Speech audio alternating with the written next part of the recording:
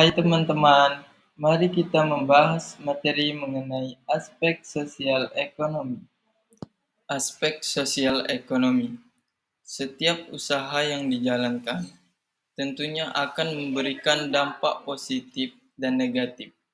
Dampak positif dan negatif ini akan dapat dirasakan oleh berbagai pihak, baik bagi perusahaan, pemerintah, ataupun masyarakat luas. Dalam aspek dan sosial, dampak positif yang diberikan adanya investasi lebih ditekankan kepada masyarakat khususnya dan pemerintah umumnya.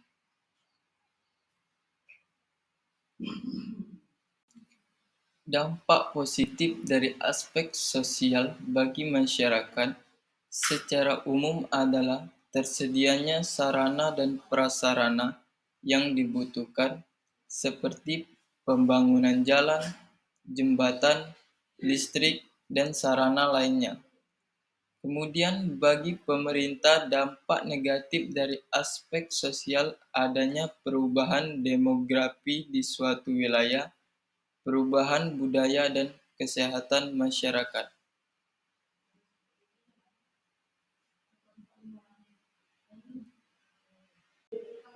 Contohnya adalah kemungkinan timbulnya masalah eksternalitis.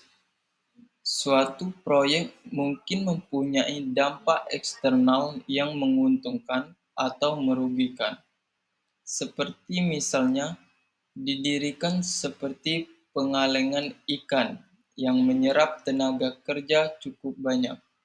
Dampak tersebut merupakan eksternalitas yang menguntungkan. Sebaliknya juga akan menimbulkan pencemaran lingkungan atau eksternalitis yang merugikan.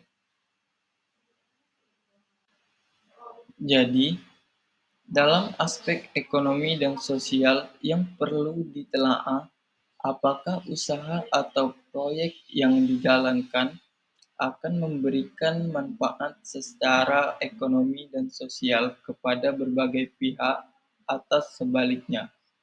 Oleh karena itu, aspek ekonomi dan sosial perlu dipertimbangkan karena dampak yang akan ditimbulkan nantinya sangat luas apabila salah dalam melakukan penilaian.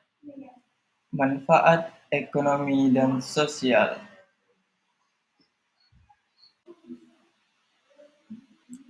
Kajian faktor sosial pada studi kelayakan bisnis lebih menitik beratkan pada tata nilai atau value dan sikap atau attitude masyarakat yang membawa pengaruh terhadap gaya hidup atau lifestyle dan mempengaruhi permintaan akan suatu produk jasa yang akan dihasilkan oleh bisnis yang bersangkutan, termasuk kelangsungan hidup bisnis itu sendiri. Setiap rencana bisnis perlu dikaji bagaimana dampak dari perubahan-perubahan itu termasuk manfaatnya terhadap kehidupan sebuah komunitas masyarakat. Ukuran kelayakan bisnis pada aspek ini lebih ditekankan kepada hal-hal yang menyentuh kepentingan masyarakat banyak, baik dalam dimensi jangka pendek maupun jangka panjang. Ada beberapa manfaat sekunder dari suatu proyek yang kadang-kadang sulit diukur dalam satuan moneter adalah: yang pertama, menaikkan tingkat ekonomi. Kedua, membantu proses pemerataan pendapat. Ketiga, meningkatkan pertumbuhan ekonomi.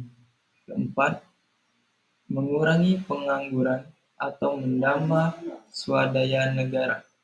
Kelima, mengurangi pengangguran atau menambah kesempatan kerja. Keenam, manfaat sosial budaya, dan lain-lain. Analisis aspek sosial ekonomi. Dalam mengidentifikasi kelayakan bisnis pada aspek sosial ekonomi, yang perlu ditelaah atau diteliti adalah komponen sosial. Satu, komponen demografi. A. Struktur penduduk. B. Tingkat kepadatan penduduk. C. Pertumbuhan penduduk. D. Tenaga kerja. 2. Komponen budaya. A. Kebudayaan. B. Proses sosial. C. Warisan budaya. D. Sikap dan persepsi masyarakat terhadap rencana usaha atau kegiatan. 3. Kesehatan masyarakat. A. Parameter lingkungan yang diperkirakan. B. Proses dan potensi terjadinya pencemaran. C. Potensi dampak timbulnya penyakit. D. Kondisi lingkungan yang adapun komponen ekonomi. 1. Ekonomi rumah tangga. 2. Ekonomi sumber daya alam. 3. Perekonomian lokal dan regional. 4. Pengembangan wilayah. Secara garis besar, dampak dari aspek ekonomi dengan adanya suatu usaha atau investasi, misalnya pendirian suatu pabrik, antara lain. 1. Dapat meningkatkan ekonomi rumah tangga. 2. Mengatur, dan menggunakan ekonomi sumber daya alam. 3. Meningkatkan perekonomian pemerintah, baik lokal maupun regional. 4. Pengembangan wilayah. Peningkatan pendapatan nasional. Ditinjau dari aspek ekonomi, salah satu kelayakan usaha atau dapat dilihat dari kemampuan investasi dalam meningkatkan pendapatan nasional atau daerah melalui peningkatan PDB dan PAD. Artinya, dengan adanya investasi akan berpengaruh terhadap peningkatan pendapatan secara nasional dan pendapatan daerah, di mana investasi tersebut dilakukan. Untuk menghitung pendapatan nasional dapat dilakukan melalui 3 pendekatan, yaitu: yang pertama, pendekatan produksi atau production approach. 2. Pendekatan pengeluaran atau expenditure approach. 3. Pendekatan pendapatan atau income approach.